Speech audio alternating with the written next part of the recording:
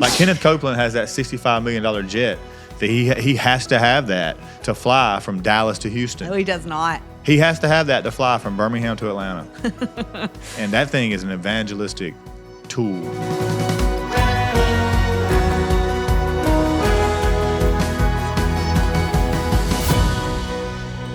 Welcome to the Blake and Krista Show. I'm Krista. And I'm Blake. And we haven't done that in a while, so that was fun. I think we did it last week. This is episode number 13, and I think we've done it 13 times. Oh, really? I believe so. Okay. But we'll do it. Well, then if this is your first time listening, go ahead and subscribe. Mm-hmm. It helps us feel really cool, and that's what we're all about, is feeling cool. No, we Just do have kidding. goals when it comes to this channel. So Just kidding. No, but yeah, subscribe. If it's not letting you, you have to actually log in and do all that fun stuff. Okay. I feel like we're saying that for our parents every time we say it. I really do. Mom, if you're watching this, you have to create a YouTube account. I know. I think I'm saying that for Mom, too. I just need to tell Mom. Or get their phones the next time And we're do it around them for and do it for them. All right, babe. So you're leading this. This is your show today. I am so excited about this topic today. And, you know, you typically do all of the, I know, surprise, you do all the prep work for most of our podcasts, right? So, like, we'll come up with, like, topics. A majority of them are, you know, based around, like, what's kind of going on in our life or, like, questions we get throughout the week. And so they're all very relevant. And then, you know, what'd you say? Okay, maybe it's your turn. You need to do the work. You do it, yeah. Which is good. It's so good because when you, like, prepare yourself to think about a topic, like, and you really go to work on it, you don't wait on someone else to do it, you learn so much. So it's like, you know. It's like when I have to preach somewhere and I have the message, I'm preparing it. Yeah. It's so much easier to preach a message when the message is like a part of you, if that makes sense, instead of going and like having to go search out things to like and then tie it together.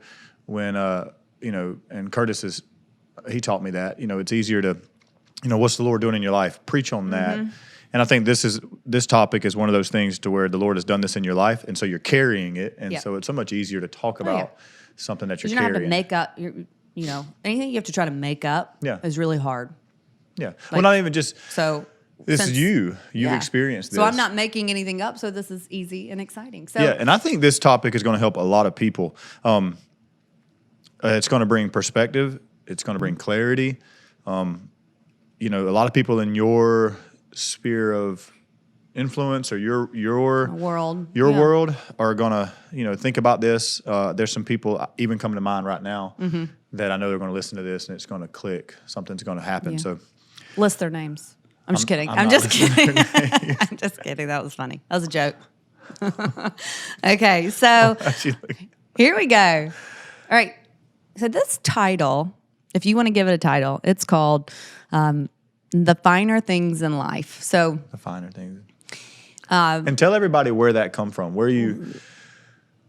Yeah. Or can I know this is your show right here, but it's the first time. This is my show, but would you like to talk? Yeah, I would like to talk for here. it. All right, so I remember I even have the picture on my phone. The first time one of the first times we were at the church we've been a member of, pastor was praying for you up at the front, and he said that you're about to step into the finer things in life, or a revelation of the finer things in life, or you know you're going to finally see what those things are. Yep. And so I remember the pictures on my phone. I see it from time to time. I know you have it on your phone, but it was a very powerful turning point, prophetic word in your life. Yeah. So I don't know if you know this, but that's probably the first time I've ever really had anyone pray over me like that too.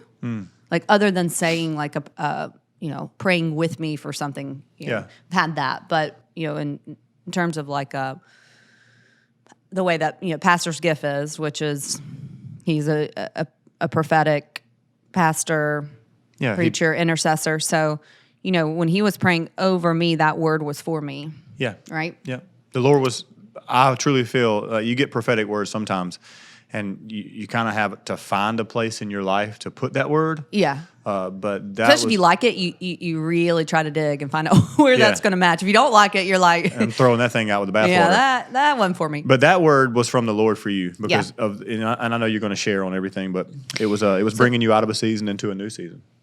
Yeah. So that being the first time someone's praying for you, if you've ever, had a first time like that, you're typically like a little cautious. One, you might not know what to do with your hands. I think Pastor had to like raise my hands up and everything, like just to like hold them in a certain place and to receive the word. And anyway, so a lot is probably going through your head at that moment. If you're like me, I'm a thinker. I like to be appropriate, and so You're really trying to concentrate. I was really trying to concentrate on like not looking stupid, on like not knowing what to do, or like, so I'm also very like drawn to this because the Lord cut through all of my like thinking and all of my, worldly, just trying to make sure I don't, offend or do anything wrong. So he cut through, and I just felt so clearly, the message of what you just mentioned by Pastor saying, you are stepping in to the finer things in life. Now, let's give you a perspective of what my life was like in that moment, okay? And in that time. So yeah, because you were, as far as like maybe not worldly things or material, like you were actually about to take like a cut in pay. Yeah. You know what I mean? Well, so let's go through that. So let me give you a snapshot. So some people would have been like, well, that's a downgrade. Of what that looks like. Yeah. So when Blake and I first got back together, I had just moved, and in this moment, I had just moved from Atlanta, okay? High-rise living in Buckhead. Had a BMW. What else? I had. Well, you were living in a $2,300 a month sky rise. $2,600 a month. $2,600 a month that you could not buy. You were just waste of money renting. Ever. Yep. Okay, so just to get that's enough. You get the picture. Okay, so then I moved back home. To it was Columbus, Georgia. Instead of all the way back home to Smith Station, which we are now here. Moving back home from being in the city for 7 years, living my, city life, I guess what you could call it, traveling the world for work mainly, but still, so doing all the traveling. And, I even worked for a company where I got to work with the owner of the company and the CEO who had his own private jet. So I was literally flying in private jets across the country every other week for meetings. So to step into the small church in Phoenix City, Alabama, and the pastor tell me I'm about to step into a season of the finer things. Yeah. And in the life you were living, interesting. The life you were living, I mean, some can look at that and be like, man, that's the finer things. You're flying around on a corporate jet. You're driving, a $80,000 sports car. You're living in a $2,600 a month apartment. You have no kids. Yeah. You're able to spend your money on whatever you want to spend on. It's all about, you're building your, success or your platform, or you're really hitting the mark when it comes to, go out there and kill it. Yep. Type living. So to then at that moment. So that's one perspective. Yeah, I'm married. I'm now married. I have a daughter, a little baby. How old was that at that point? Oh, I don't know. Very young. Anyway, so hopefully that paints the picture. I think it's also important to know a little bit about So what Blake was saying is so the finer things. If we think of it in a worldly perspective, that is definitely what most people go to. That phrase is. Is there like a movie or something like the finer things, or is there like a song or? Yeah, there's a lot of stuff. Finer things in the rich and famous. I don't know. I'm trying to think of. Yeah, I don't know if those are actual actual. Movie. It's like a phrase at the beginning of a movie or something like. Maybe The Wolf of Wall Street. I don't know. Oh, I'm thinking of Lifestyles of the Rich and Famous. Rich and Famous, yeah. Or is that a soap? That used to be a show on MTV. Okay. Anyway. Cribs, MTV Cribs. Okay, so that's kind of like what comes to mind when I think of the finer things. Probably what everyone else thinks up too. So, I'm like, well, I know, Lord, this is likely a good play on words here. So let's really let's seek that out. I was ready to seek it out, which really it wasn't too far off from kind of like how I was raised, my family, where I've come from. So, that's always kind of been seated in me, which is like the true finer things in life. So this is where this is going, right? So what's the world say the finer things in life are to what are the true finer things in life? Well, it depends on who you follow. Yep. So I wasn't raised to live any type of like life of focus on really things or brand name stuff. Like, my mom is very, very simple. She's probably the least, like, I don't think I've ever heard her even say a brand name of something. Like, it just hasn't been the interest. There's no, like, that's just clearly not what she cares about. So, I've never heard anything about brands then. I hadn't heard, so I didn't really grow up like that. Mm-hmm. So it is seated in me to, that's a natural, focus on, well, what does matter if it's not really materials or brand names things. I even think of like my mom saying one time, like when Haley and I'd be whining, my sister and I would be whining about something, like she'd even go to the extent to be like, okay, well, I am legally obligated to give you food and shelter. Yeah. And that's it. So quit whining, because everything else I do is because I want to do it and I love you. So just some background on like really how I was raised and like from a younger age. So if you're like me, like how do we, I think like, okay, well then how did I get to a point in my life that if that's how I was like, raised and what I came up in, how do you get to a point where you start to evolve into buying the BMWs and caring about the high rises? And so, well, you realize, I think it's who you surround yourself with. Yeah. If I've been at points in my life where if I'm following certain people on social media or I'm listening to certain, I call it doctrine, mm-hmm. then that stuff rubs off on you. And you're in Atlanta, you're around people that are striving for success. So very easy. You get lost in the sauce. Exactly. And so that's what that's what I can relate it. That's the only thing I can relate it to, right? I mean, what else could you relate it to? You relate it, it's the people you're around, your close group of people you're around, mainly. Mm-hmm. And then it's the things you watch and you listen. So you can say that you're not influenced by the videos you watch or the shows you watch. You can say you like to watch the Kardashians because you think it's funny, or whatever it might be. But we are naturally influenced by those things they do, say, buy, live, lifestyles, all of that. Yeah. So, and it's not a bad thing. I mean, I don't want to, some people they don't get carried away in it. But for the most part, what we see, a high percentage of people, it becomes the thing that they mark and measure their success based off of the finer things as far as luxurious things. So this is where we go to the disclaimer part of the video. we need obviously have to go to disclaimer parts of all of our videos, just so. Only when we're talking about sin. This is the disclaimer part of the video where we're saying, we're not saying that, if you have interest in earthly things, that, if you have that you're not saved. If you have God, and that you're not saved, and if you have godly peace with it, not saying don't go after that, by all means, go for it. But what I started to recognize through this, right? Through this prophetic word. Through this word and through, going back to what maybe you would call your roots, then to what have you gotten yourself into? Is that providing, the internal peace? And so it's like that is my like measure always, is like when I'm sitting by myself and, I'm thinking about the pursuit after those things, is the pursuit peaceful? Okay. I'm not saying that you're not going to have work, to do, mm-hmm. But the pursuit of certain things, is it peaceful? And then once you get there, are you still peaceful too?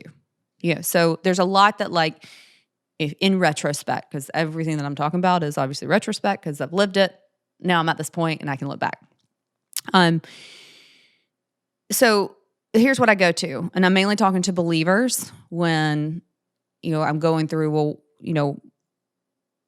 what is it that I hang my hat on now that helps to guide me? So if you want to go to Scripture to make this legal, we look at Proverbs, which is wisdom, right? So this is, once again, not always the feeling side. That's why I love Proverbs, is it's like the wisdom side. Mm-hmm. So sometimes you got to take your feelings out of things. So the wisdom here, Proverbs 23:5 says, "Cast but a glance at riches, and they are gone." I might have typed that wrong, but cast but a glance at riches, and they are gone, for they will surely sprout wings and fly off to the sky like an eagle. A good job or business and its steady earnings can be here today and gone tomorrow. So don't put your trust in those things. Yeah. Well, right. So that's where I go back to the pursuit. And I think about the pursuit that it took for me to, get those things. So it wasn't wrong that I was working and, maybe making good money for myself at that age. And that wasn't wrong, but what did I do with that? And, was it anything that was building additional fruit in my life or aiding to that? And I can tell you right now that it is not, because I wasted a ton of money, along the way, made, some really silly decisions, not based on the internal piece, but of what the world told me would be fun or would be, and I'm not saying there weren't fun moments, but then at the end of it, which is what this verse is saying, it can be gone in a minute. Yeah. That experience, if it's not, of the Lord, is not fruitful. So it's vanity. There's another Proverbs I like, Proverbs 27, verse 20. And like you said, Proverbs is such a book of wisdom, but it says this, it says, "Hell and destruction are never full, so the eyes of man are never satisfied." Yeah. Hell and destruction are never full enough, and the eyes of man are never satisfied. There's never going to be a point and it's also has to do a lot with the heart posture. Mm-hmm. We said that, it's not a bad thing to accumulate things, material things on the earth, right? But it's the heart posture. And if you look at a person and I don't know if you have this in there, but the love of money, if there's greed involved in it, then you'll never ever be satisfied, because when is enough? Now, the man who gives as much as he takes in, his hands are open, and the things that pass through his life, like King David said, "God, give me only what is allotted to me." Only give me what I need, because he said, if not, then I'll grow rich and deny you. That's pretty powerful. He says, just give me what I need, because if I get too rich and my heart gets out of line, then I'll get so full of my wealth that I'll actually deny God. And so you see that sometimes with people who are in the pursuit of material, finer things, luxurious things. They will hang their hat on, they did that. Yeah. It wasn't the God-given charisma. It wasn't their personality. It wasn't their motivation. They will hang their hat on I built that. And that's where the heart can get hard towards the Lord. And so you see that a lot. There's a lot of people that we know that are devout followers of the Lord, and they have a lot of money, but they live with it. It's totally different. They give a lot away. Yeah. You wouldn't even know. The man, they walk up, they drive, 1990 Ford Rangers, or they have on some wrinkled up Dockers, and wasn't that a brand? Dockers? Yes. Yeah. And a wrinkled up polo, and you're like, man, there's no way. But then you know what that man has, the businesses he owns, and you're like, man, that the Lord's blessing him to bless others. And then there's some who, they do it for the notoriety, because there's an emptiness inside, and that's the vanity of it. So that's my take. No, and that's perfectly said. And once again, by all means, this is not a dig at the rich. If you are rich, I'm not opposed to being rich. Okay, just so everybody knows here. Yeah, but we need your money right now. We have a donate page. So no. Oh, we got plenty of places you can send it if you are rich and don't know what to do with it. Yeah. But that's really the purpose of this video, to get you to give us your money. No, it's not. This is my video. Let me All right. Follow me. I am. Okay, here we go. But I'm burning my seat up over here because I'm a talker. I'm ready to talk. I know. But no, that's exactly it. That's good. So, yes, exactly. So if and we see, and you can see so many people that, I mean, this is one of those things you have to, for me, in my experience, you have to constantly bring yourself back to why you're doing what you do. I think we've talked about this before. It's like you can get yourself off track. We have gotten ourselves off track many times, even in the 5 years that we've been I've back had to together. pull you back on the track 1,000 times. That is you, Blake. It is not me. Let's just make sure, and I'm sure all of y'all know that. But anyway, so we've had to pull ourselves back. So this is not like so this is why I'm saying, like, I'm retrospect here, but I'm also using it for now and for future, because I'm the type of person, I don't like making the same mistake or going through the same like lesson again several times. Yeah. Like I love a good life lesson. I can't stand them. Yeah. I did 8 years behind a life lesson. No. It took me 2 times to get it right. But yeah, so I love a good life lesson, but I really don't like doing it again. Yeah. So well, experience is the greatest teacher. Yeah. So this is kind of like also a good thing for me to just like kind of remind myself as I'm going through this. So this is why I love this this chance you've given me to prepare for this and talk through it. So I particularly relate to the verse in Timothy 6:17, command those who are rich in this present world not to be arrogant or to put their hope in wealth, which is so uncertain, but to put their hope in God, who richly provides us with everything for our enjoyment. All right, so key word here, your hope and wealth, right? So, so anytime people, you talk about money or people talk about the rich and what really matters, and so money is not evil. It's the love of it. It's the hope in it. It's that devotion to it, right? So that's why I really like this one, which is like, don't be arrogant about it and what you have in this present world, or hope in your wealth, for it's so uncertain, because it is. Yeah. I mean, the richest, well, you just read too, it flies away like eagles. Yeah, I mean, it's so uncertain. Put your hope in God, who richly provides for us and everything for our enjoyment. Okay, so if you want to apply this to saying, so some people say, well, see, he said he wants me to have whatever I want for my enjoyment. Okay. Yeah. So if you're saying that God wants to, provide you a boat for your enjoyment, I'm not disagreeing with that. Yeah. But is your hope and eternal peace what God wanted to provide that boat for? Probably not. Right.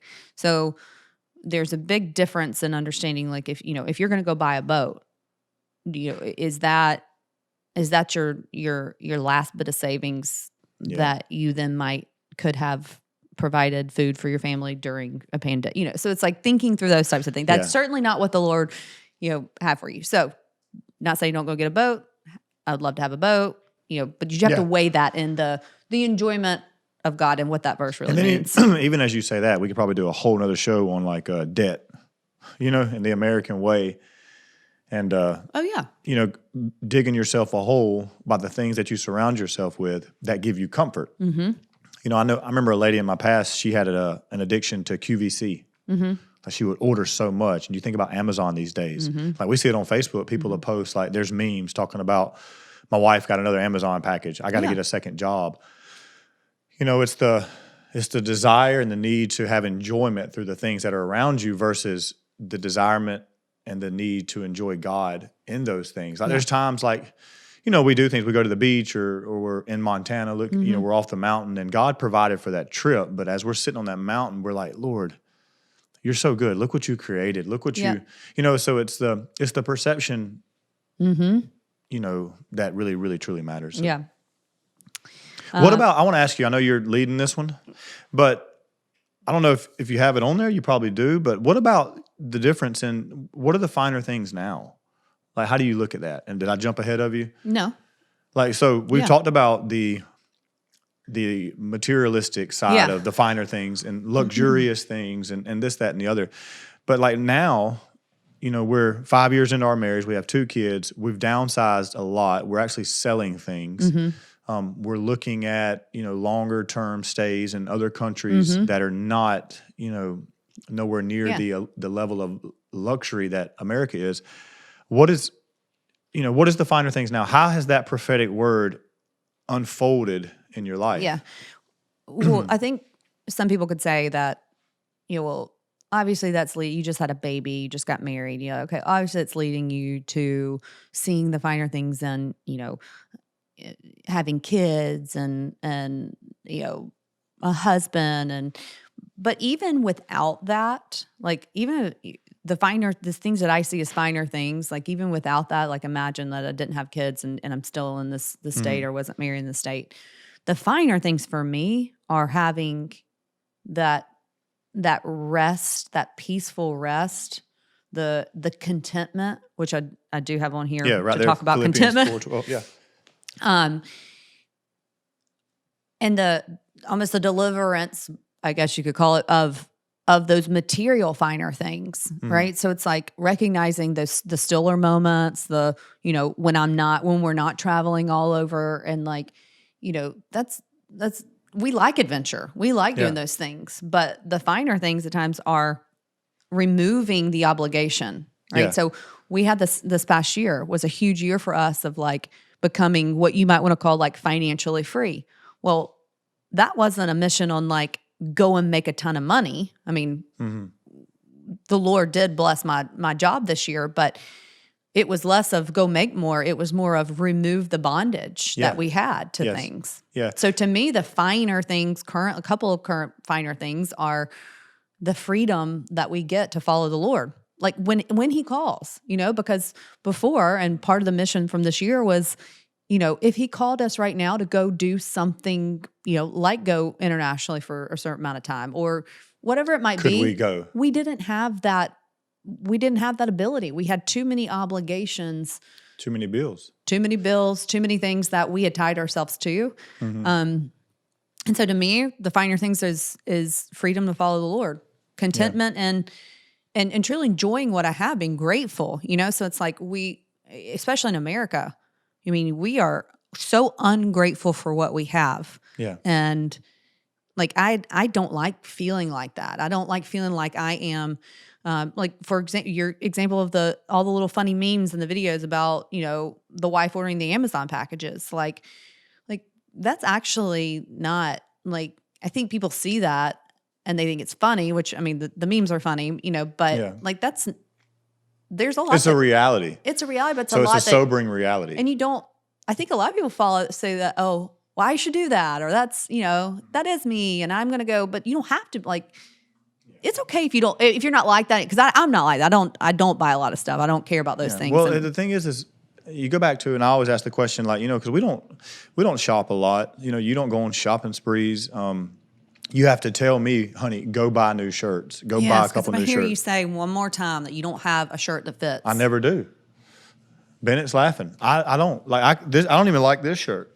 Yeah. So that's why I just don't want to hear you say that anymore. So look, right here on the paper, you said you used to have an internal battle with the word content. And then you said, remember, I'm in sales, and I have been for the past 10 years. Like, why are you reading my paper? So the word content basically doesn't exist. It was reach the quota, and now you're back to zero.